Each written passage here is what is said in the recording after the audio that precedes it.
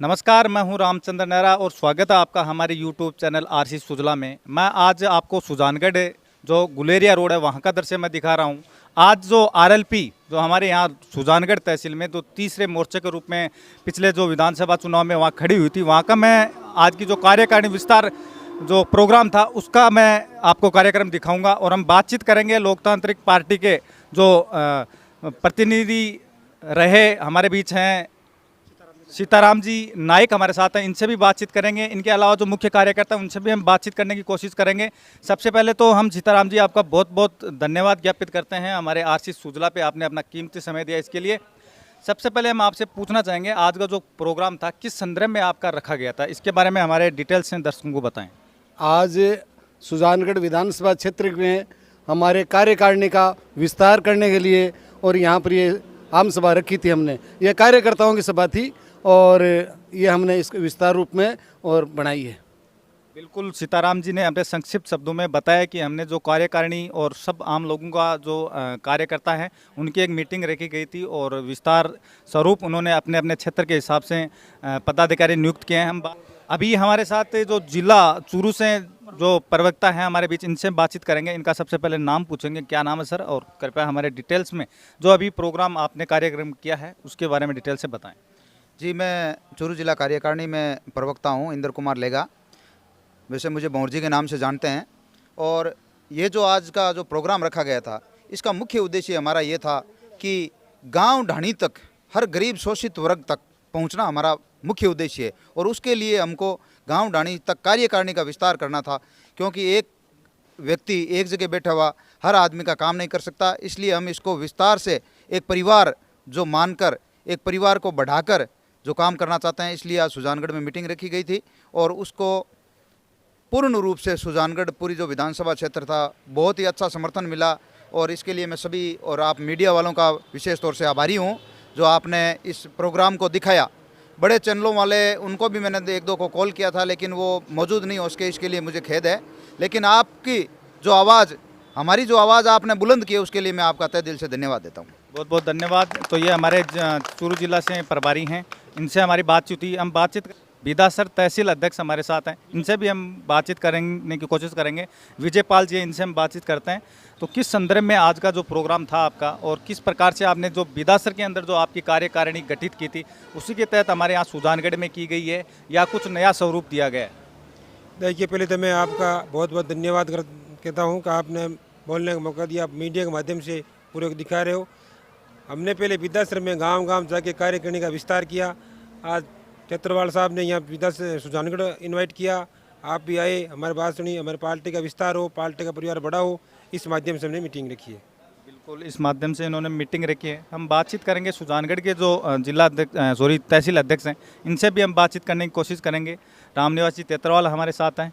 तो रामनिवास जी, सुजानगढ़ तहसील जो पूरा जिम्मा आपने आरएलपी का जो संभाल रखा है और किस प्रकार से अपनी टीम को मजबूत करते हुए आप आगे तक ले जाते हैं, क्या आपका आगे का प्लान रहेगा? क्या क्या ढाणी तक आपकी कार्यकर्ता पहुंचेंगे? किस प्रकार से आपने स्वरूप बनाए उसके बारे में हमें बताएं। सबसे पहले तो आपके जो मीडिया कर्मी हैं और जितने भी आरएलपी के कार्यकर्ता क्षेत्र से पधारे हैं उनका मैं बहुत बहुत हार्दिक अभिनंदन और धन्यवाद करता हूं। आज की जो मीटिंग थी हमारी, ये राष्ट्रीय लोकतांत्रिक पार्टी की तहसील स्तरीय कार्यकारिणी के विस्तार के हेतु रखी गई थी, जिसके अंदर क्षेत्र के सभी लोग यहाँ पर पधारे और हमने कार्यकारिणी का विस्तार किया। आगे हमारी ये योजना है कि हमारी आरएलपी है, इसको मजबूत करने के लिए हम गांव-गांव जाएंगे। गांव-गांव जाके वहाँ पर एक जिस प्रकार यहाँ पर तहसील स्तरीय कार्यकारिणी गठित की गई है उसी प्रकार हर गांव के अंदर एक कार्यकारिणी गठित की जाएगी और जी तोड़ मेहनत करेंगे। और सभी कार्यकर्ताओं का पुनः मैं बहुत बहुत अभिनंदन और धन्यवाद करता हूँ। बहुत बहुत अभिनंदन और धन्यवाद ज्ञापित किया है इन्होंने अपने समस्त कार्यकर्ताओं को। मैं आपको बता दूं, ये जो पिछले विधानसभा के जो चुनाव हुए थे, उपचुनाव हुए थे, इनमें बहुत ही अच्छी मतलब पोजीशन हम कह सकते हैं आरएलपी ने यहाँ ली थी।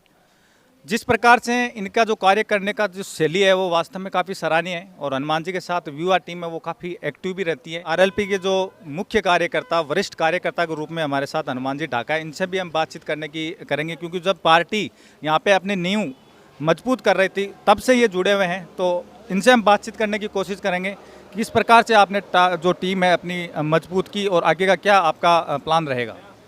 जब मैं 2018 के अंदर राष्ट्रीय लोकतांत्रिक पार्टी का राजस्थान के अंदर उदय हुआ था, उससे लेकर आज तक हम लोगों ने जी तोड़ मेहनत की। आज उस टाइम हम बहुत कम कार्यकर्ता थे, आज सुजानगढ़ के अंदर पूरे विधानसभा के अंदर एक मजबूत टीम खड़ी है। और हमने जो कार्यकारिणी के विस्तार का जो कार्यक्रम चला रखा है, हम ये चाहते हैं कि शहर से लेकर जो अंतिम छोर गांव में जो गरीब तबके तक लोग बैठे हैं उन तक हम पहुंचें और हमारी पार्टी की रीति नीति से उन्हें अवगत करवाएं और सुजानगढ़ के अंदर तीसरे विकल्प को हम मजबूत करें। इसी आशा को लेकर हम चल रहे हैं।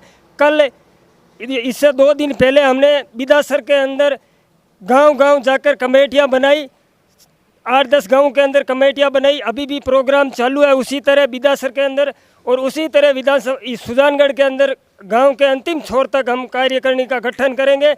जहां भी जिस व्यक्ति को भी जहां भी तकलीफ होगी, हम में से सारे कार्यकर्ता एक होकर हम मजबूती के साथ सुजानगढ़ विधानसभा के किसान, नौजवान, गरीब तबके के लोगों के लिए हमेशा लड़ते रहेंगे और आगे भी हमारी लड़ाई इसी तरह जारी रहेगी। जय हिंद।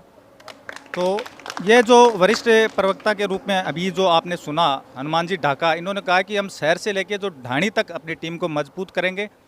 तो मैं अभी एक लास्ट क्वेश्चन सीताराम जी नाइक से करना चाहूँगा। जिस प्रकार से कांग्रेस और बीजेपी है, उन्होंने अपने काम के बलबूते पे मानो या लोगों को उनके दिमाग के रहत मानो कि अपनी अपनी छवि बना रखी है, आपके पास बड़ा कठिन क्वेश्चन रहेगा ये कि जिस प्रकार से आरएलपी टीम, बीजेपी और कार्यकर्ता, हनुमान जी एक चीज़ बोला करते हैं कि एक सिक्के के 2 पहलू हैं, बीजेपी और कांग्रेस। तो आप उस दोनों पहलू में से कौन सा पहलू बनने की कोशिश करेंगे कि इस क्षेत्र में, सुजानगढ़ विधानसभा क्षेत्र में आरएलपी अपना परचम लहराएं? ऐसा है, कांग्रेस और भारतीय जनता पार्टी को जनता देख चुकी है और जनता इनको परख चुकी है। ये जनता को बुढ़ावना लालच और बुढ़ावली बातें करके और आज तक धोखा देते आए हैं और धोखा देते रहे हैं। ये कांग्रेस और भारतीय जनता पार्टी दोनों एक ही थाली के चट्टे बट्टे हैं। उत्तर दिखा मेरी बारी, तो यहाँ ऐसा ही चलता आ रहा है। और जनता को उनकी ये जो कांग्रेस और भारतीय जनता पार्टी हर तरमिता कर रही है, उनको सबक सिखाने के लिए और हम सब को उनसे स्वतंत्र होने के लिए इस पार्टी का गठन किया गया था। और हम सब एक उभर करके शक्ति के रूप में आकर के और इनसे कड़ा मुकाबला करके इनको पराजित करेंगे और जनता को निजात दिलाएंगे। अपने अधिकारों के से वंचित जो रखा है कांग्रेस और भारतीय जनता पार्टी ने, तो इनके अधिकारों का हम संघर्ष करके प्रत्येक कार्यकर्ता और इनको उन कार्यकर्ता वो जो वंचित रहे हुए हैं उनको हम पूरा लाभ दिलाएंगे और लाभ दिला करके और जनता को निजात दिलाएंगे। बिल्कुल, जनता को निजात दिलाएंगे। जो तीसरा विकल्प आरएलपी के रूप में इन्होंने यहाँ सुजानगढ़ क्षेत्र ही नहीं पूरे राजस्थान में दिया है, ये बहुत ही बड़ी बात है कि जनता जो अपने अधिकारों से वंचित है, दोनों ही पार्टियों ने हमें नुकसान पहुँचाया है, इनमें जनता को निजात दिलाएंगे। इसी कड़ी के साथ में मैं आप पत्रकार बंधु और मेरे जो पधारे हुए सभी साथी, उनका मैं कोटि कोटि धन्यवाद देना चाहता हूँ। तो अभी मैं जहाँ का दृश्य आपको दिखा रहा था कि जो गुलेरिया स्थित होटल है, वहाँ पे आज विस्तार कार्यकारिणी गठित की गई थी यहाँ पे आरएलपी की, वहाँ से मैं आपको सुना रहा था। मैं रामचंद्र नेहरा, कैमरामैन राजू के साथ, धन्यवाद।